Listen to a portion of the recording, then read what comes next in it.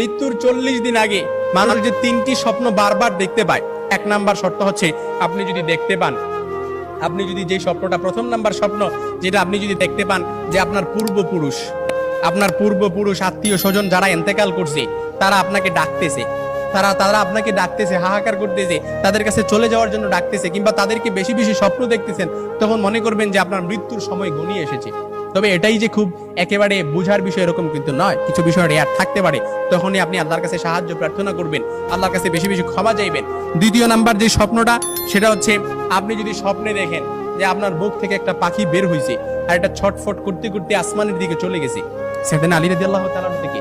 আসমানের দিকে চলে গেছে, তখন মনে করবেন যে আপনার মৃত্যুর সময় ঘনিয়ে এসেছে, আপনাকে ইঙ্গিত, এই স্বপ্নটা আপনাকে ইঙ্গিত বহন করতেছে।